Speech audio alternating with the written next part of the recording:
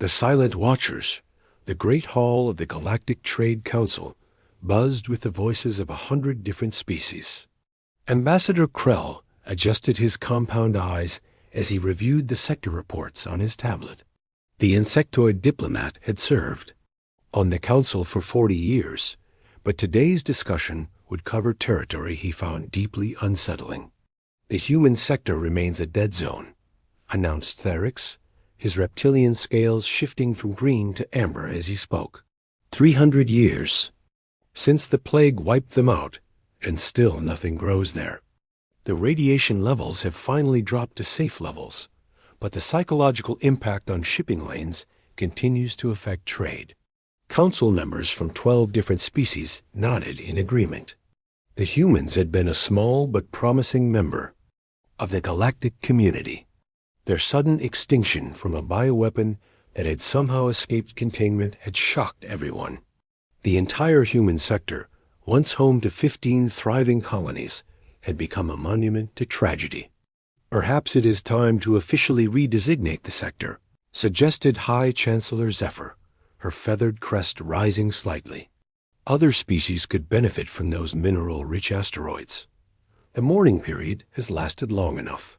Far beyond the council chambers, in the dark space between dead human worlds, Captain Elena Vasquez watched the proceedings through a quantum-encrypted transmission.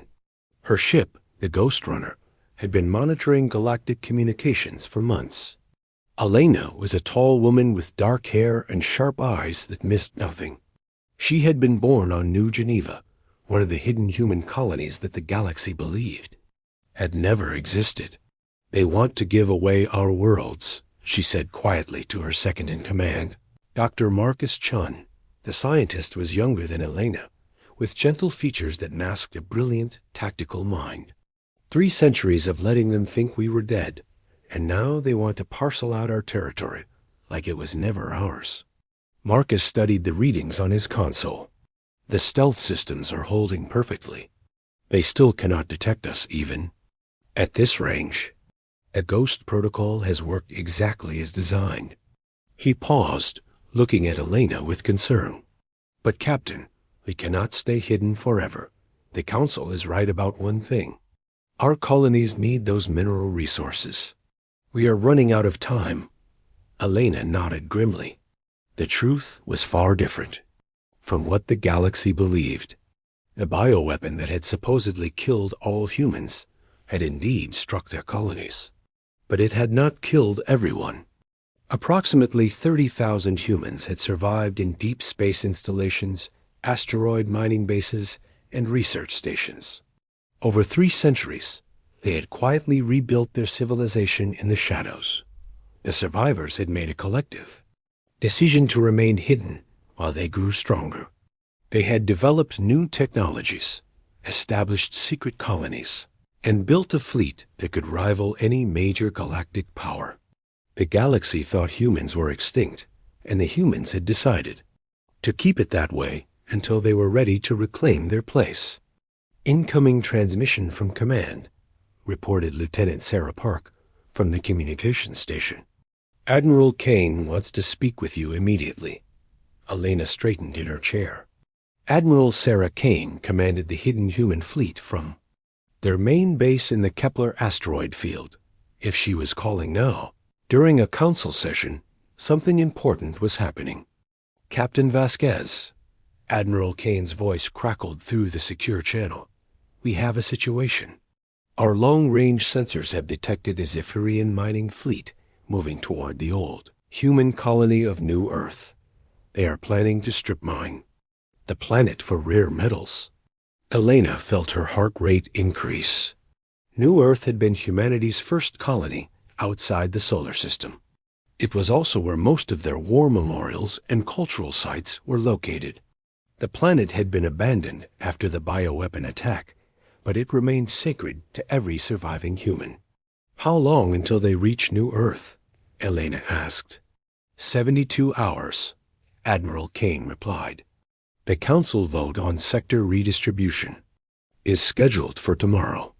If it passes, they will officially claim ownership of all former human territory. Dr. Chun leaned forward. Admiral, the Ghost Runner is already in position. We could intercept the mining fleet before they reach New Earth. Negative, Admiral Kane said firmly. We have a different mission for you, Captain. It is time to announce our existence to the galaxy. You will make first contact with the Galactic Trade Council. Elena and Marcus exchanged glances. They had trained for this moment for years, but now that it was happening, the weight of responsibility felt enormous. Elena would be the first human to speak to the galactic community in 3 centuries. Understood, Admiral. What are my orders? You will reveal yourself to the Council during tomorrow's vote. Let them know that humanity is very much alive and that we have some things to discuss. Dr. Chun, your job is to provide technical support and to document everything. This moment will be remembered forever. As the transmission ended, Elena looked out at the stars through the Ghost Runner's viewport. Somewhere out there, millions of humans lived and worked in secret colonies, all waiting for the day they could reclaim their place in the galaxy. That day was tomorrow. Marcus, prepare the revelation protocols. Tomorrow, the galaxy learns that humanity never died. We just got very good at hiding. The next morning, the Galactic Trade Council convened for what they thought would be a routine vote. Ambassador Krell had prepared his speech supporting the redistribution of the human sector. High Chancellor Zephyr had already drafted the legal documents. Thyrix had compiled a list of species that would benefit from access to the mineral-rich asteroids. None of them noticed the strange shimmer in the space near the Council Station. The Ghost Runner's cloaking system was the most advanced stealth technology in the galaxy, developed during centuries of secret research. But Elena was about to shut it down. This is Captain Elena Vasquez of the human vessel Ghost Runner. She announced over the Council's open communication frequency. I am requesting permission to address the Galactic Trade Council. The Council chamber fell completely silent. Every species representative stared at their communication devices in shock. The voice was speaking standard galactic, but the accent was distinctly human. That was impossible. Humans had been extinct for 3 centuries. This is some kind of joke, Thyrix hissed, his scales shifting to an angry red color. Humans are extinct. Everyone knows this. I assure you, Representative Thyrix, we are very much alive, Elena replied calmly. I am transmitting identification codes now. You will find that my ship is currently positioned 2 kilometers from your station. Ambassador Krell frantically worked his controls, trying to locate the source of the transmission. His sensors showed nothing but empty space. But then, as if materializing from thin air, a sleek human starship appeared exactly where the voice had claimed it would be. Ship was unlike anything in the current galactic fleet. Its hull was a dark metal that seemed to absorb light, and its design was both elegant and menacing. Weapon systems that the Council had never seen before were clearly visible along its surface. By the void, whispered High Chancellor Zephyr. It is really a human ship. Elana's image appeared on the Council's main screen. She was clearly human, but her uniform and technology looked far more advanced than anything humanity had possessed 3 centuries ago. Behind her, the bridge of her ship hummed with activity as her crew worked at stations filled with holographic displays and quantum computers. Honored Council members, Elena began, her voice steady and confident. I bring greetings from the human colonies. We have much to discuss. The Council chamber erupted in chaos. Species representatives shouted questions in a dozen different languages. Security alerts blared as the station's defenses tried to target the human ship and failed completely. The Ghost Runner's shields absorbed every scanning beam and targeting laser without effort. Asterisk. Silence, roared General Vorthik, the military commander of the Council's defense forces. The large, heavily armored alien had fought in dozens of galactic conflicts. If humans survived, where have you been for 3 centuries? Why reveal yourselves?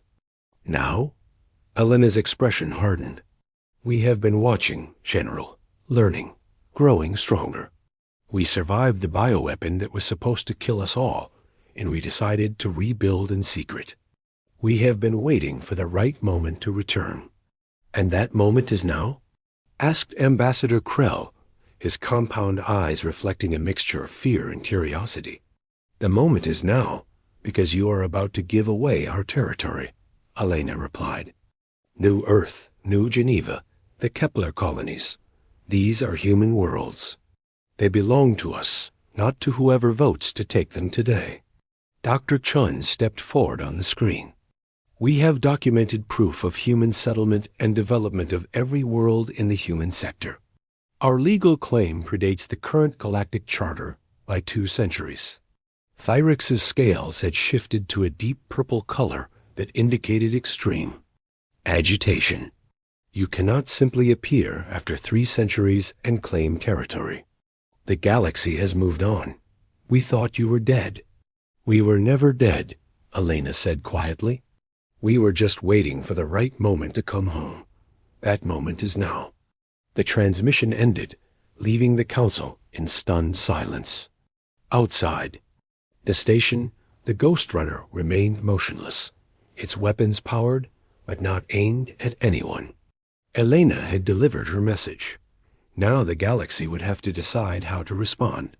On the bridge of the Ghost Runner, Dr. Chun was monitoring Galactic communication networks as the news spread. Captain, every news service in the galaxy is reporting on this. The stock markets are in chaos. 3 species have put their fleets on high alert. Elena nodded. And that is just the beginning. Admiral Kane, are you receiving this? Loud and clear, Captain. Phase 1 complete. Now we wait to see how they respond. If they choose negotiation, we will talk. If they choose confrontation. Admiral Kane's voice trailed off ominously.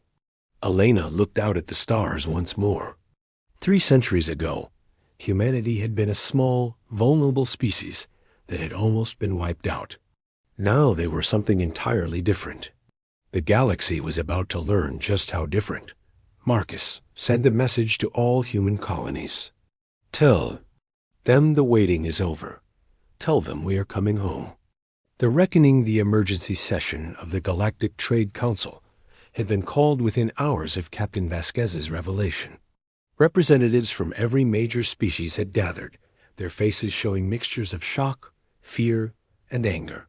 The implications of humanity's survival were staggering for the galactic political order. Admiral Sarah Kane stood at the center of the council chamber, her presence commanding immediate attention. She was a woman in her 50s with silver hair and eyes that had seen too much war.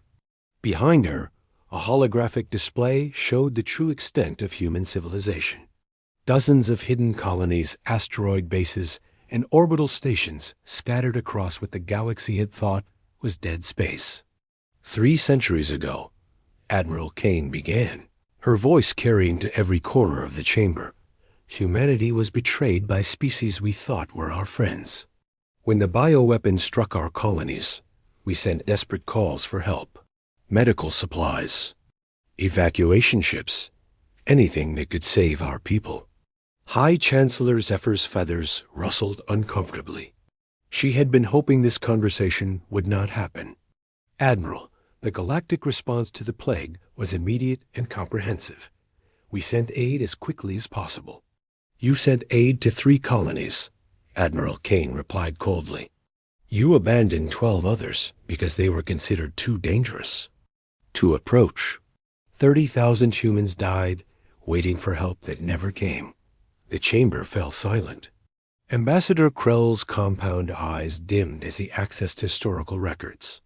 The truth was there, buried in classified files that few had ever read. The galactic response to the human plague had been limited and calculated. Some colonies had been written off as lost causes. But 30,000 humans survived, continued Admiral Kane. We survived in asteroid mining stations, deep space research, facilities, and emergency shelters. We survived, and we remembered who helped us and who abandoned us. President David Torres stepped forward from the human delegation. He was a tall man with kind eyes and calloused hands from years of colony work. We made a choice then. We could reveal ourselves and beg for a place in a galaxy that had already shown he was willing to sacrifice us. Or we could disappear and build something better. Build what, exactly? Demanded General Vorthik, his armored form looming over the human representatives. You have been hiding for 3 centuries. What could you possibly have accomplished in that time? Dr. Lisa Park, the human xenobiologist, who had served as their translator and cultural expert, activated a new holographic display. We built this. She said simply. The display showed the interior of New Geneva, the largest human colony. Gleaming cities stretched across the interior of a massive asteroid, with parks and water systems that rivaled anything in the galaxy. The population counter showed over 2 million humans living there alone. We built 7 major colonies and 43 smaller settlements, Dr. Park continued. Our total population is now approaching 12 million. We have universities, research facilities, manufacturing centers, and a space fleet that has been waiting 3 centuries for this moment. Thyrex's scales had shifted to a pale yellow color that indicated confusion and fear. 12 million? That is impossible. Our sensors would have detected such a population. Your sensors detect what we allow them to detect, said Commander James. Mitchell, stepping forward in his military uniform. We have been monitoring every ship that enters the human sector. We have been watching your trade routes, your military movements, your political decisions. We know everything about you, and until yesterday, you knew nothing about us. The implications of this statement rippled through the chamber. Every species had military secrets, trade routes, and political vulnerabilities that they thought were hidden. The humans had been watching everything for 3 centuries. What do you want? Asked Ambassador Krell, his voice barely above a whisper. Admiral Kane's expression softened slightly. We want what any species wants. Recognition, respect, and the right to exist in peace. We want our territory back, and we want reparations for the colonies that were abandoned. Reparations? General Vorthik's voice was filled with outrage. You disappeared for 3 centuries. The galaxy moved on. We cannot simply restructure everything because you decided to return. Cannot or will not? Asked President Torres. Because we have been preparing for this conversation for a very long time. The holographic display changed again, showing a star map of the entire galaxy. Red dots marked the locations of every major military installation, trade hub, and political center. The humans had been mapping everything. This is what we know about your defenses, Dr. Park said calmly. Your fleet positions, your supply lines, your communication networks. We have been studying you for 3 centuries. We know your weaknesses better than you do. High Chancellor Zephyr's crest was now fully raised in alarm. Are you threatening? You? We are stating facts, Admiral Kane replied. We do not want war. We want peace, but we will not be ignored or dismissed.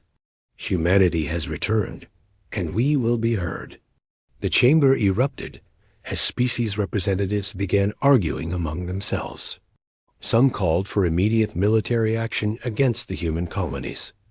Others urged negotiation. The fragile unity of the galactic community was fracturing before their eyes. Enough! Roared General Vorthik. I have heard enough of human arrogance. You are outnumbered 1,000 to 1. Your 12 million people cannot stand against the combined fleets of the galaxy. General, Commander Mitchell said quietly, you have not seen our fleets. At that moment, every sensor in the console station began screaming warnings. Ships were appearing throughout the system, materializing from cloaking fields that had hidden them perfectly. The human fleet was massive, with vessels that dwarfed anything in the Galactic Navy. The flagship alone was the size of a small moon, its hull bristling with weapon systems that no one recognized. Smaller ships surrounded it in perfect formation, their designs sleek and predatory. The entire fleet had appeared without warning, demonstrating technology that was centuries ahead of anything the galaxy possessed. "This is Admiral Kane to all galactic vessels," came the announcement over every communication channel. "You are surrounded by the human colonial fleet. We have no hostile intentions, but we will defend ourselves if attacked ***. On the main screen, the Council could see the bridge of the human flagship. Hundreds of crew members worked at stations filled with holographic displays and quantum computers. The technology was so advanced that most species could not even understand what they were looking at. 12 million people, Admiral Kane said calmly. "But we have been busy. Our shipyards have been working for 3 centuries.